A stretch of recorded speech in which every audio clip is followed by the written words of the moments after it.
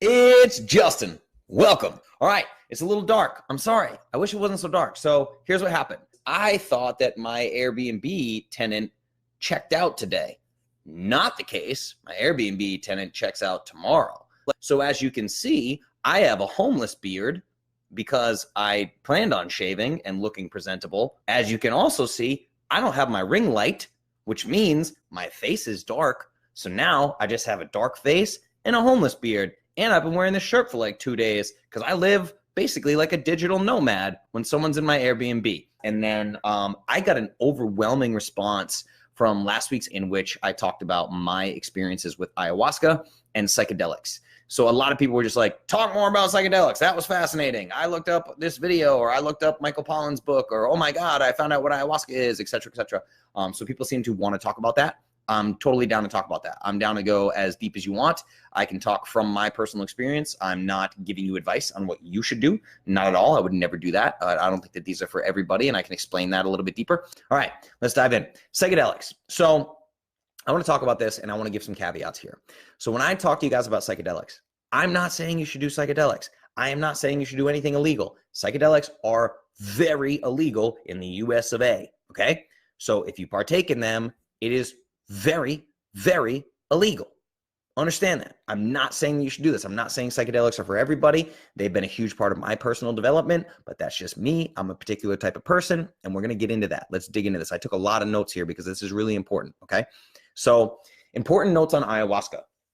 Ayahuasca is not a vine. So people look at this like the ayahuasca root, like this vine, and they think that that's the psychedelic. That's not the case.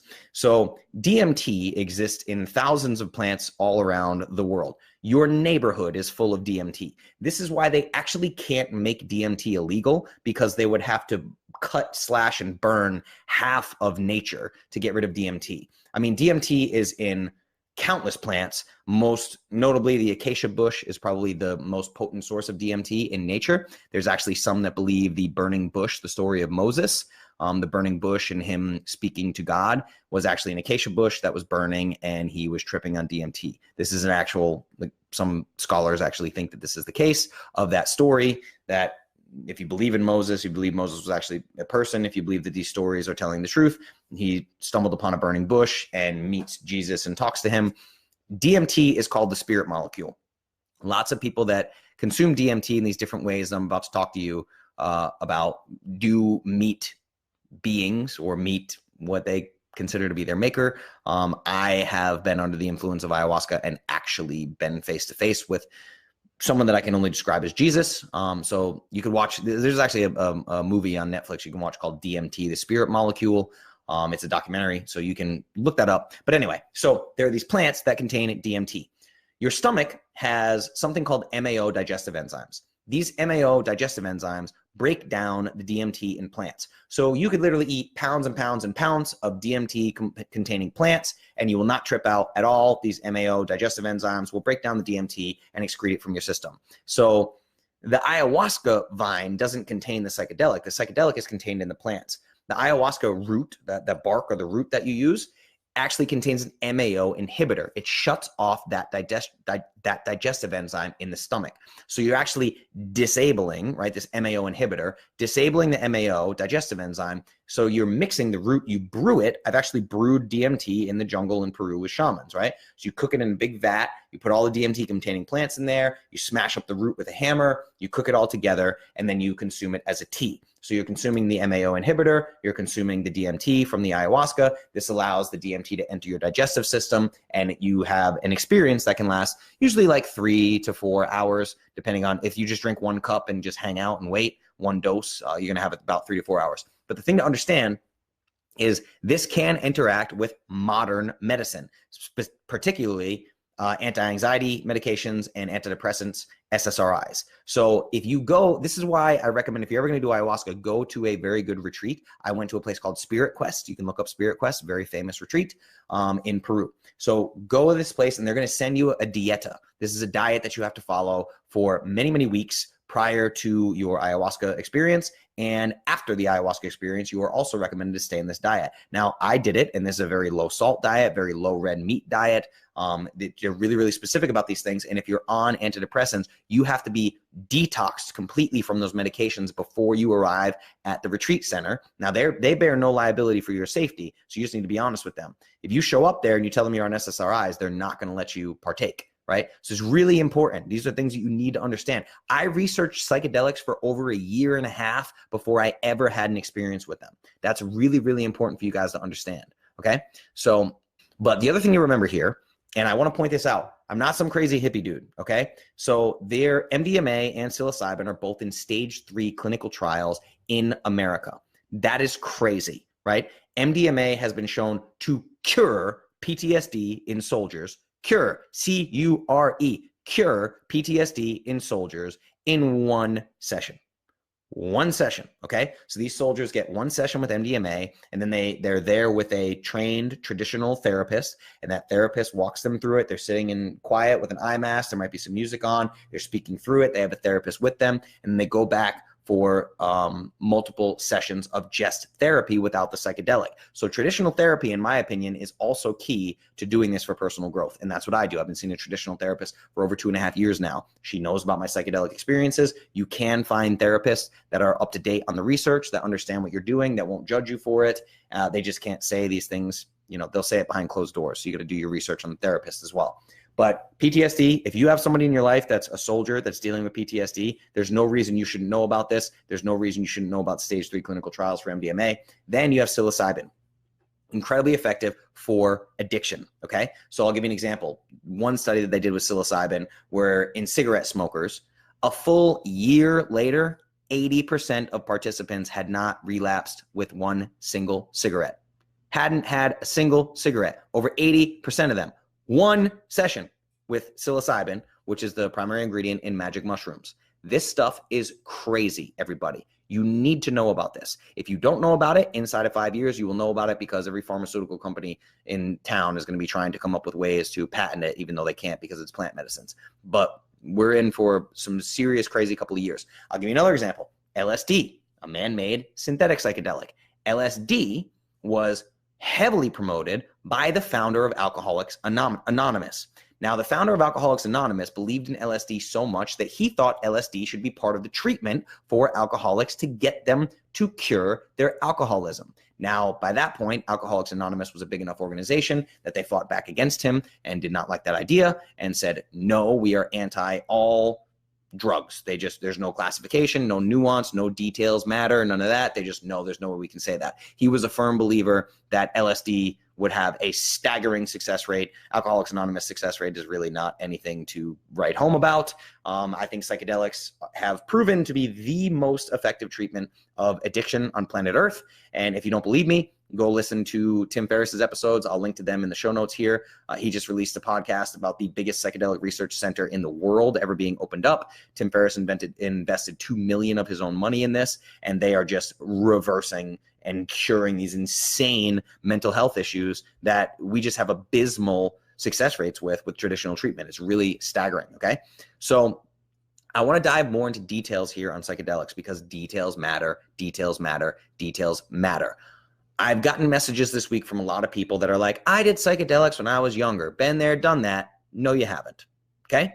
No, you haven't. You need to understand that. No, you haven't. If you're 40, you're 50, you're 60. Oh, yeah, Justin, I did psychedelics. I took mushrooms once and I went to a Pink Floyd concert. Yeah, I've been there, done that. This is not what I'm talking about. I'm going to link to a video in the show notes that will walk you through the importance of set and setting and dosages, okay? So this video is with Dennis McKenna, who is the brother of Terrence McKenna, who's one of the most famous psychonauts of all time. Terrence McKenna is notorious for his research on psychedelics and is involved in a lot of things that went down with psychedelics in the 70s and did a lot of things wrong and is part of the reason why they went down into Schedule I being illegal drugs. But you can look into that, look into Terrence McKenna. So what we're going to talk about right now is dosage. Yes, you can go to a concert on a gram of mushrooms and have a grand old time. You can go to a concert on 50 to 100 micrograms of LSD and have a grand old time and think you took psychedelics. You can even smoke 10 milligrams of DMT and see some pretty colors and shapes and some Egyptian pyramids and think that you've tried psychedelics. You have not. I assure you, You've done recreational psychedelics, which is not something that I promote, not something that I endorse. It's safer than alcohol, that's for sure. So, I mean, have at it if you want to. I don't really like psychedelics in a recreational setting. I like them in a different way. So this is what I'm talking about. My experience with psychedelics. I have no interest in recreational psychedelics, okay? I've done this a couple times and didn't love it. You guys know me by now. I am a little bit of a masochist, I must admit. I am in a lot of pain right now because of a kettlebell workout that I did today where I was just stressed out and felt the need to kick my own ass. I have been this way for a long time. I don't know how to undo that wiring in my brain. I am a bit of a masochist, right? So much so, if you were to tell me that there's like solid clinical data, like, hey, Justin, if you drink 16 ounces of pure gasoline every day and you'll live to be 150, I would do it and I wouldn't even flinch. This is the way that I am about things. That's why my biohacking has gone so deep and I've done so many crazy things, because I just kind of like these extreme things. So my dad's the same way, actually. He's, we love cryotherapy. We love saunas. We love ridiculously hard workouts like ARX. We love cold plunges. We love Wim Hof breathing. We love all this crazy stuff. I am also a fan of therapeutic psychedelic use, okay? And this has been really big. So I need you guys to understand, we're going to go deep in right now, and I'm going to explain to you what I mean by this. So I'm going to share a video with Dennis McKenna explaining the different doses of psychedelics. There's a quote about ayahuasca that I really like. People compare ayahuasca, they say one night of ayahuasca is equal to 10 years of traditional therapy. I can vouch for that. I can vouch for that being true. And here's the thing. I did not necessarily know that that was true until I started experimenting with heroic doses of psychedelics. So in Norway, for instance, I drank 4 giant cups of ayahuasca over a 13-hour marathon ceremony with a shaman in which I did chakra clearing, I did movement practices, I did breath work, I did visualization work, we did tarot cards, we did journal readings, all of these things, right? Over 13 hours, I drank 4 massive cups of ayahuasca, and I had my entire life play before my eyes like a freaking movie, and it was insanity. Absolute insanity, okay? That's a lot different than taking a gram of mushrooms and going to a concert. So I need you guys to understand all of my experiences, all of my personal development, massive self-growth through using these plant medicines, that's been what Terence McKenna calls heroic doses. So I am in the psychedelics game for therapeutic reasons, for rapid self-growth. I am in this for rapid self-growth. I am in this to drop nuclear warheads on my ego. That's why I'm here. That's why I have done such a tremendous amount of ego work and why I always talk to you guys about self-awareness. Ego and self-awareness has been my primary goal in life for the last 5 years. I have focused on this almost exclusively through traditional one-on-one therapy, through traditional group therapy, through heroic doses of psychedelics on multiple different continents with multiple different shamans, through rebirthing breath work, through cold plunges, through Wim Hof breathing, through sauna work, through everything that you can possibly think of, right? Any stressor on the body that can put me into an altered state. I have dealt with altered states a lot to drop nuclear warheads on my ego. And it has completely changed my entire understanding of reality, my entire understanding of what this life is. I'm telling you, right? So I'm going to tell you guys, you can take 1 gram of mushrooms and go to a concert. You cannot even fathom, if you have done that, you cannot even fathom what 5 grams of dried mushrooms in a dark room by yourself is. You cannot fathom it. It is madness. You are signing a contract with the universe that you will never be the same human. That's it. And you have to accept that. You need to go into that with eyes wide open. Understand what that is. That is where the personal development happens, right? You can smoke 10 milligrams of DMT and you can see pretty lights. Or you can choose to do what I did, which is smoke 60 grams of DMT, 60 milligrams of DMT, and be sent directly to a different dimension where you're greeted by sentient beings that speak to you through telepathy and answer questions about your life and the reason for your existence. Right? Very, very different. Now, you can take 50 micrograms to 100 micrograms of LSD and have a pretty cool experience and see plants breathing and go out and hike or whatever. Or you can do what I did, which is accidentally take 500 micrograms of LSD, which is 5 times a psychedelic dose, and hike in the Smoky Mountains for 9 hours. The most physically and mentally and emotionally challenging thing I've ever done in my life. I experienced full-blown ego death, what they call ego death, which means in my head, I was convinced that I was dead on 3 separate occasions on that hiking trip. So that happened. one of the most difficult things I've ever done, and probably the experience that I am most grateful for in terms of psychedelics, besides the 5 grams of mushrooms. I am most grateful for that, which was the most harrowing experience of my entire life. So yeah, or the 4th ceremony of ayahuasca on my first trip to Peru that I told you guys about last week, where I drank 4 times a normal dose and had about an 11-hour experience. So I need you guys to understand, I have been to hell and back. I have seen the depths of my own soul. I know exactly, in my opinion, I know exactly where I'm going when I die. I know what that looks like. I've been there. Cool, right? But these are just my beliefs. I'm not saying this is what you have to think. This is what you have to do. Nothing. I can give you guys tons of resources in the show notes. Okay? I can give you tons of resources in the show notes. Neurons to Nirvana, Michael Pollan's book, Trip of Compassion. I can give you DMT, the spirit molecule. I can teach you the cosmic serpent, all about DNA and how DNA is quite similar to these molecules that we find in these psychedelic plants. It's really crazy. Guys, every single human civilization throughout all of mankind has used psychedelics. Every single one except America. And America is 85% obese. Over 100 million of us are pre-diabetic and diabetic. 72% of us are on medication for mental health conditions, right? Most people are broke. Most people can't afford a $400 emergency right now. America is in dire straits. And we are literally the only society throughout all of human history that has not used plant medicines. I want you guys to think about that for 1 second, okay? So I'm not saying everybody needs to do this, but I am telling you, I have seen many, many people that I now have friends all around the world that I consider family. And I have actual family, my actual family as well. And I've seen all these people go through the same experiences that I have gone through, and I have seen them completely transform their lives. I am not kidding. I mean, full-blown life transformation. I mean, leaving toxic, abusive relationships, quitting jobs that you hate that you haven't been able to quit for 10 years because you're too comfortable with your freaking 401k, right? Or like me, when I got back from ayahuasca, I quit CrossFit immediately and never went back to CrossFit. I realized how badly I was abusing my body. I got out of a toxic relationship. I'm telling you. Now, most psychedelic retreat centers that are worth their weight in gold, they're going to tell you when you get home, do not make any life-altering decisions for 30 days. They will tell you 30 days, right? Integration is key. Integration is more important than the psychedelic experience. You have the psychedelic experience, but the more important part is going and seeing a therapist, talking to friends and family, being open, honest, and vulnerable, journaling, daily journaling every day, daily meditation every day, daily inner child work every day, daily quiet time, daily breath work, whatever you need to do to integrate that experience.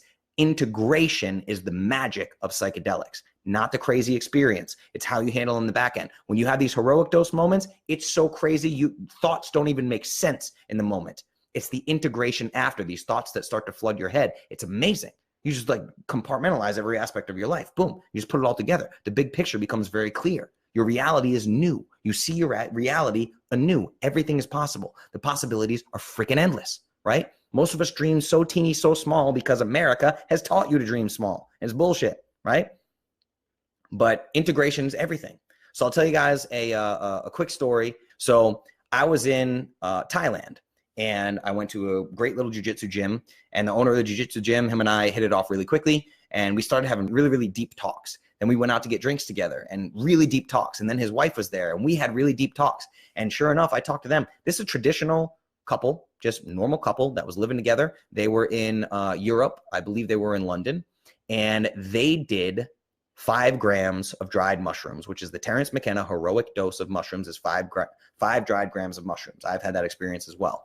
They had the 5 dried grams experience and immediately quit their jobs, sold all of their belongings, moved over to Thailand, started their own jiu-jitsu gym, and have never been happier. They've been there for 11 years. They live like kings on very little money, and they are just happy and completely in love. They don't mess with social media. It was beautiful. It was beautiful to be around them. Absolutely unbelievable. And I can tell you there are stories like this all around the world of people who just completely transform their lives, right? It's a really big deal. But I need you to understand that for me, I'm legitimately a different human than I was 6 months ago. And I have had heavy psychedelic experiences in the last 6 months.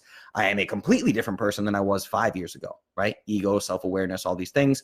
I see ego every day. It's very hard. Everybody has ego. I still have ego. But once you do this work and go deep on it, it's quite difficult to be around normal people. I guess I would call them normal people. That sounds super egotistical. Trust me, that's not lost on me, like how fucking arrogant that sounded. But I'm telling you, it's like once you recognize these things in yourself, it's like when you buy, you buy a Honda Civic and then you go out and you notice 10,000 Honda Civics everywhere. It's like when you've done really, really deep work, introspective work on your own awareness and your own ego, you see it everywhere. You just see people vomiting ego at everyone with every single action that they do. And it can be quite tricky to be around. Just this stuff is no joke. It's no joke. So I'll leave it at that. Anybody who really, really wants to go deep, deep, deep on this, you have to understand when you send me emails and stuff, I can't just write this stuff to you guys in writing. Like I do book coaching calls. You can get coaching calls. I think it's clovis.as.me/coaching, I believe. And I'll put that in the show notes. You can book a coaching call with me. If we do a one-on-one coaching call, I am happy to go as deep on psychedelics as you want me to. So let's jump into some comments here because I just talked for a really long time. Wow.